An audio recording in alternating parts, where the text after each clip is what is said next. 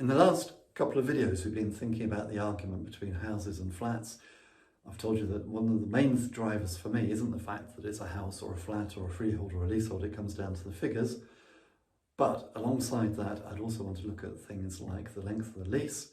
Does that allow me to mortgage and buy the property? Will I have to enfranchise and extend the lease soon or later? Would it stop me from selling if I'm selling on to somebody who can't get a mortgage because the lease is too short? All of that would have to be taken into account.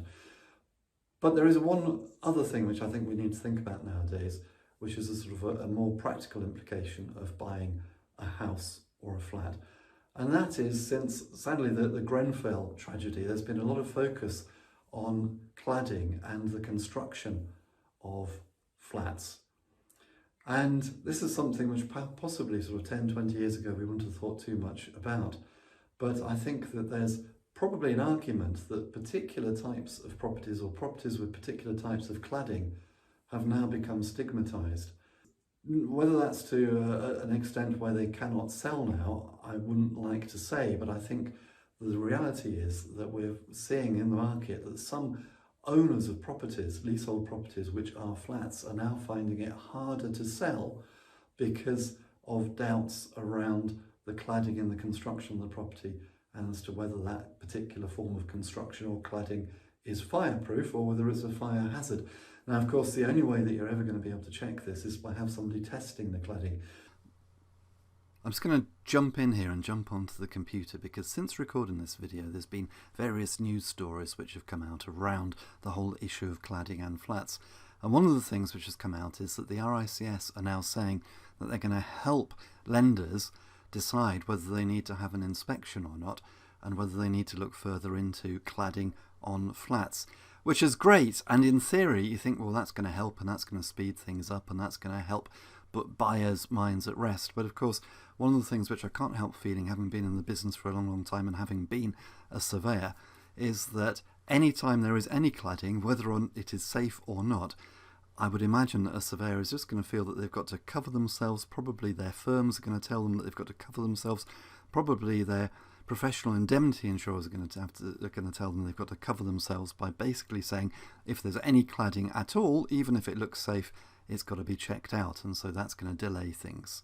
And potentially it could stop deals going through.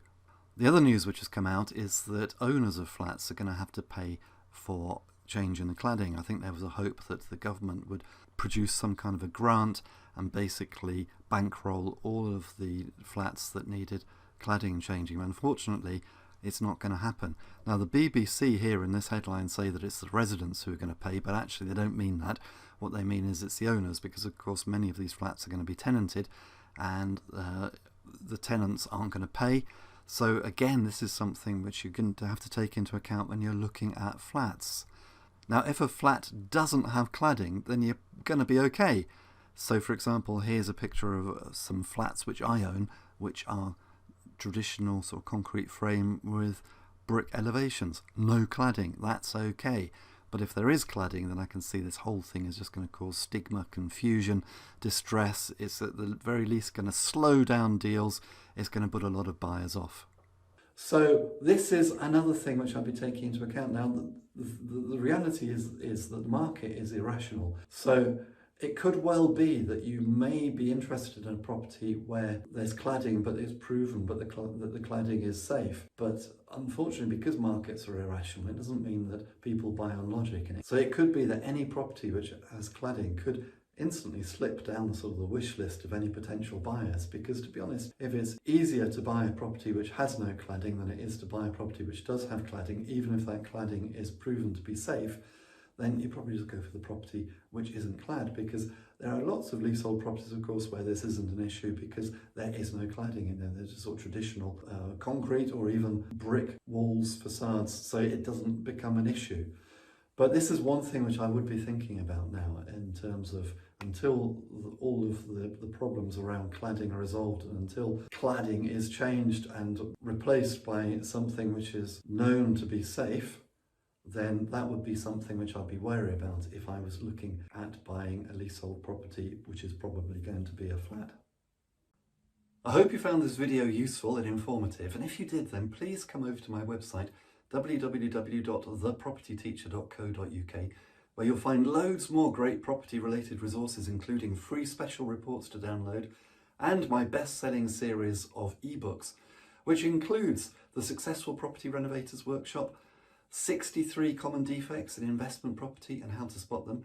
And if you're just starting out in property, or if you want to grow your portfolio, you may be particularly interested in the Successful Property Investors Strategy Workshop, in which I'll take you through exactly how I started and built my property portfolio, starting literally with none of my own money, and how I built a portfolio of £2 million worth of property in just 4 years. And that was starting from scratch. I'll take you through everything that I did right so that you can copy me and do the same. And I'll also show you everything that I did wrong so that you can avoid the mistakes that I made, and so that you can progress in property and be far more successful far more quickly than I ever was. And this is based upon my own real life experience, and it took me about 4 years to actually work out how to do property investing properly. But in the 200 pages in the Successful Property Investors Strategy Workshop, I'm going to show you all of that 4 years knowledge condensed down so that you can use it immediately. And until next time, here's to successful property investing.